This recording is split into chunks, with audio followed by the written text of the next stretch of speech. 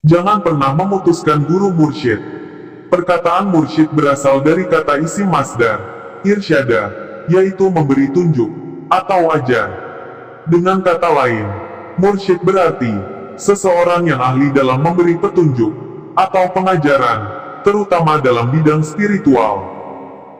Mursyid secara istilahnya, menurut kaum sufi, adalah mereka yang bertanggung jawab memimpin murid, dan membimbing perjalanan rohani murid, untuk sampai kepada Allah, dalam proses tarbiyah yang teratur, dalam bentuk tarekat sufiyah.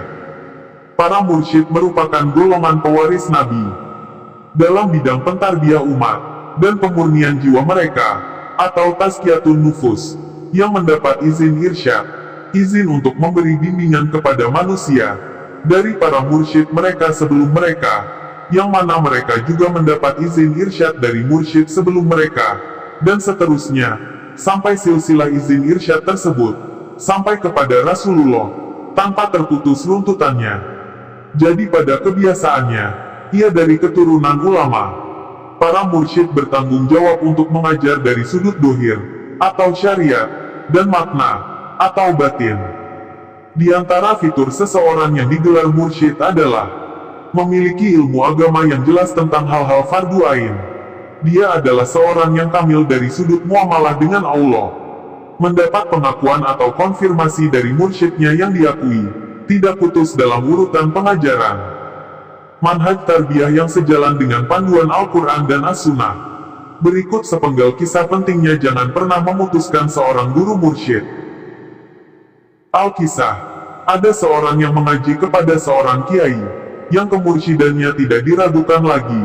Orang tersebut dikenal rajin, selalu aktif dalam kegiatan majelis taklim, dan program-program pondok pesantren milik sang kiai.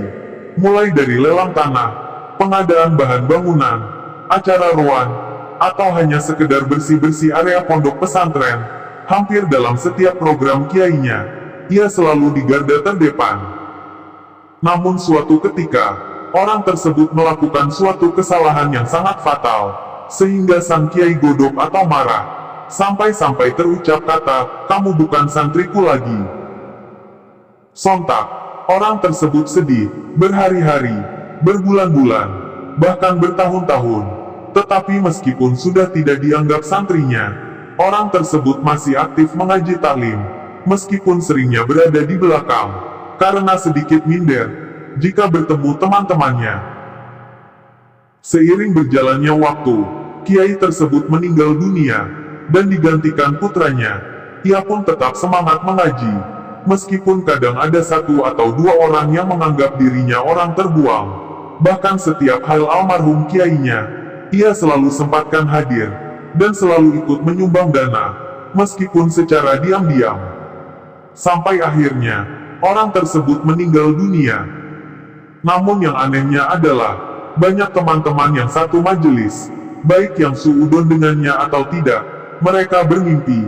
Dalam mimpinya sang kiai menghampiri, dan merangkul orang tersebut, seraya berkata, "Ini baru santri kebanggaan saya." Sontak, semua orang yang bermimpi bingung, sampai akhirnya, satu persatu bercerita mimpi yang sama, dan mereka yakin dan sepakat, bahwa mimpi itu hak atau benar adanya. Itulah mengapa, jika kita sudah menemukan seorang guru mursyid, jangan sampai berani-berani memutuskan, meskipun secara dohir guru mursyid tersebut memutuskan Anda. Wallahu a'lam bishawab.